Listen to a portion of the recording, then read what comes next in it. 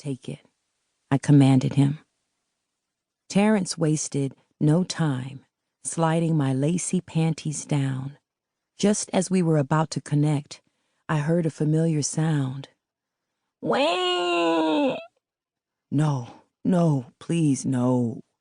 Terrence whined as he buried his face in my chest. I'm sorry, boo. The baby calls. Standing, I pulled up my underwear and pajama pants. While Terrence regained his composure, I walked into our bedroom to turn the baby monitor off, and then he joined me in the hallway, and we walked across the hallway to our baby's nursery. Hey, son, you couldn't wait just 5 more minutes, huh? Terrence said, picking up our 2-month-old baby boy, Tyson. And if that was all you were going to give me, then my little Ty-Ty did his mama a big favor. I laughed as Terrence stood there rocking the baby. He leaned over and kissed me. I'm a heavyweight. All I need is one good punch, and you'll be knocked out, he joked.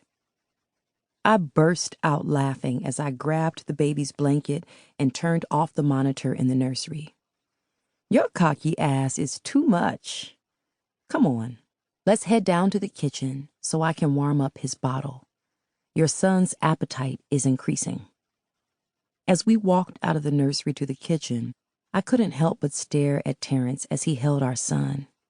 I couldn't believe just how much Tyson looked like Terrence. Our other 2 children, Brittany and Terry, were split down the middle between Terrence and me, but not Tyson Jamal Kincaid. He was definitely his daddy's spitting image. So I was so thankful that I had gotten away from Pooch before he was born. One look at Tyson, and Pooch would have known without question that his son was really Terrence's son. Part of me thought of Pooch and felt sorry for what he was going through. I'd been following his case via the news and learned that he'd gotten double life without parole. That seemed like far too long for any man to pay for his transgressions. Don't get me wrong, Pooch did some fucked up shit. Selling death on the streets to little kids' mamas and daddies and people's children was low. But at the same time, you had to blame the junkies too. None of these niggas in the street would make money if people just said no to that ignorant shit. One thing a drug dealer never had to do was beg for a customer, recession or not. Then I thought about his sleazy ass with those skank-ass strippers. That wasn't illegal or anything, but it did degrade women.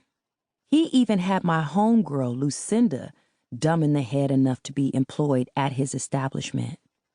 What kind of man would hire your best friend to strip at his club? I'll tell you what kind. A nigga like Pooch. Now, that was low, but it didn't constitute prison time. There was other shit too, like murdering those young cats and only God knows who else over the years. Nobody's life was worth taking for any reason. My theory is, if you didn't give them life, then you don't have the right to take it. Yet, in a way, I still felt sorry for Pooch because he was never one of these thugs that fucked with anybody as long as you didn't step to him or his family or mess with his money. So basically, any dude bad enough to tangle with Pooch was gambling on cheating death. Maybe that's why I insisted that we live in a gated community and permanently change our last names to Kincaid. When Terrence and I moved from Atlanta, after bringing down Pooch and his organization, Terrence wanted to take on his dad's last name of Warren, but I refused out of fear. I just knew Pooch would track us down, so we ended up taking on Terrence's maternal grandmother's last name of Kincaid. I didn't want any mishaps.